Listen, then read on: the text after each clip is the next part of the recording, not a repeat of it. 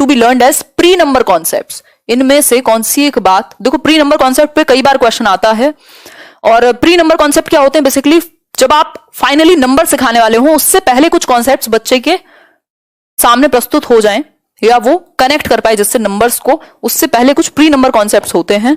इनमें से कौन सी एक चीज प्री नंबर कॉन्सेप्ट में नहीं आती? 1-to-1 correspondence, seriation, reciting number names randomly, या फिर क्रिएटिंग ग्रुप्स। आंसर कीजिए। हाँ बहुत बढ़िया, अच्छा रिस्पॉन्स है आप लोग का। मैथ्स के नाम कई लोग तो डर जाते हैं। Great. C D mixed answers आ रहे हैं आपके। देखिए एक बार, देखो 1-to-1 कॉरेस्पॉन्डेंस होता है, मतलब एक कोई, मान लीजिए मैंने कहा बच्चों को 1 सिखाया और मैंने ये एक चीज दिखा दी कि ये पेन देखो 1 है, मैंने उसको 2 सिखाया और मैंने उसको 2 पेन दिखाए, यानी 1-to-1 कॉरेस्पॉन्डेंस, यानी नंबर के साथ आप ऑब्जेक्ट्स को जोड़ करके दिखा रहे हैं कहीं ना कहीं। ठीक है बात, आगे बढ़ेंगे। सीरिएशन भी इसी का कॉन्सेप्ट है, आप सीरीज में लगाना सिखा देते हैं बच्चे को। इसके बाद ये रिसाइटिंग नंबर नेम्स रैंडमली, ये नहीं है। अभी नंबर नेम्स कहां से आ गए, ये तो प्री नंबर कॉन्सेप्ट है, नंबर की तो अभी प्रॉपर तरीके से बात नहीं हुई है। क्रिएटिंग ग्रुप्स, ग्रुप्स में आप दिखाते हैं, उसके थ्रू भी उसकी एक अंडरस्टैंडिंग डेवलप होती है जब वो ग्रुप्स में देखता है चीजों को। ठीक है, आगे बढ़ेंगे। ये घुमा फिरा के कई बार आता है क्वेश्चन, प्री नंबर कॉन्सेप्ट और नंबर कॉन्सेप्ट को थोड़ा सा ध्यान से देख करके जाइएगा। क्लासिफिकेशन कह सकते हैं ग्रुपिंग को। Which one of the following statements is true with respect to mathematics learning, तो वो ग्रुपिंग को क्लासिफिकेशन के नाम से भी दे सकता है प्री नंबर कॉन्सेप्ट में। विच one of the following statements is true, कौन सी एक बात सही है मैथ्स को सीखने के विषय में?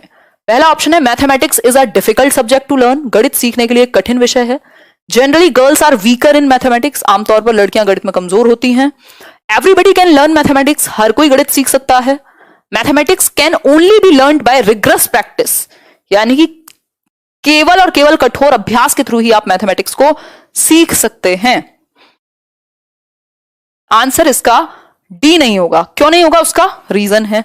अगर अंडरस्टैंडिंग नहीं है तो सिर्फ अभ्यास से तो नहीं, तो ओनली जहां आ जाए वो ऑप्शन बहुत रेयर चांसेस होते हैं कि सही हो।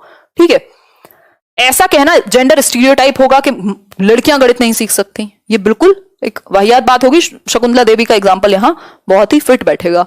Mathematics is a difficult subject to learn, ये कहना क्या होगा, सही होगा? क्या कह सकते हैं, बट बेहतर बात क्या होगी,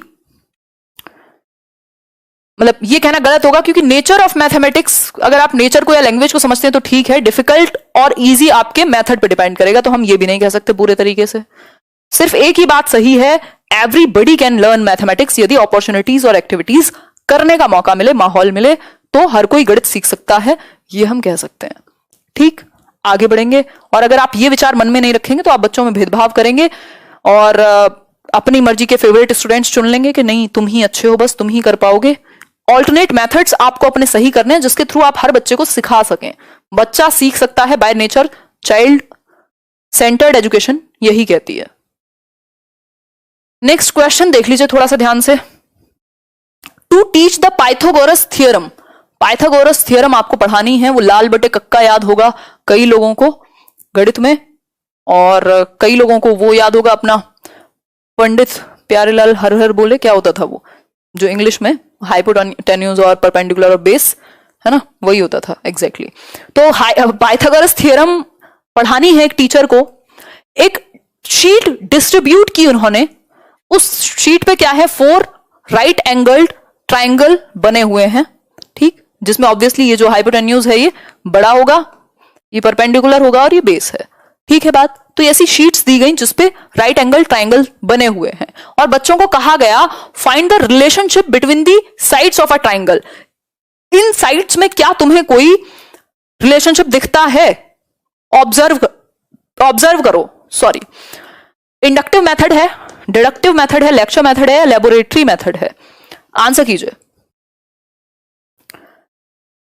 पंडित बद्री प्रसाद होता था क्या? बद्रीनाथ हर हर बोले, एग्जैक्टली, बहुत बढ़िया, ग्रेट।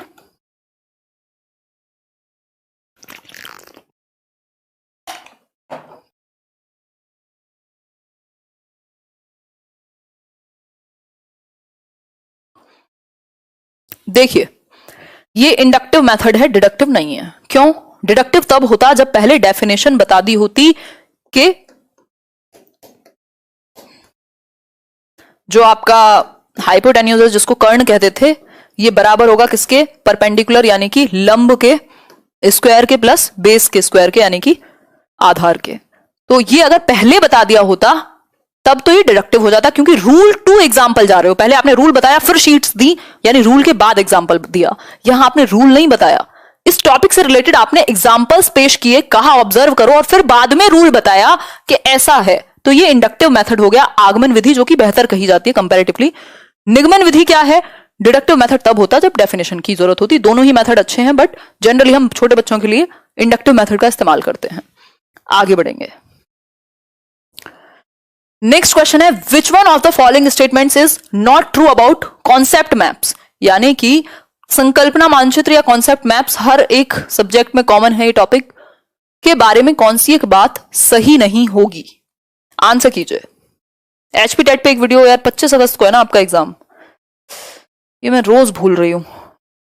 चलो एग्जाम्पल लगा देंगे, मतलब एग्जाम्पल नहीं, मैं अलार्म लगा देती हूँ ताकि याद रहे।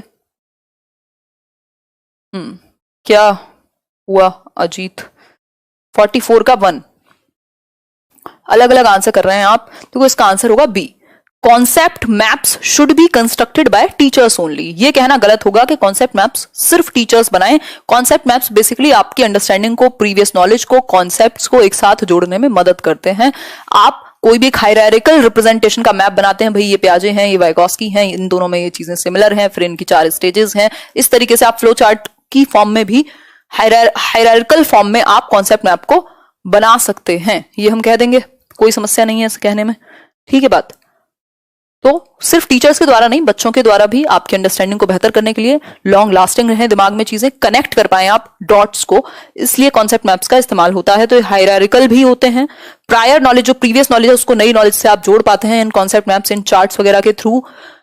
कलेक्शन ऑफ इंटरकनेक्टेड कॉन्सेप्ट्स, कुछ चीजें जो इंटरकनेक्टेड हैं उनको आप जोड़ते हैं ये बना करके। तो आंसर बी गलत होगा इसका, बाकी सब सही है और जो गलत है वही सही है, क्योंकि पूछा हमसे यही था।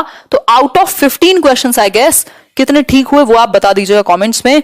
और जैसा कि आप देख पा रहे हैं, मैं अनअकैडमी प्लस पर कुछ सेशंस ले रही हूँ, कुछ सेशंस क्या, इंग्लिश पेडागॉजी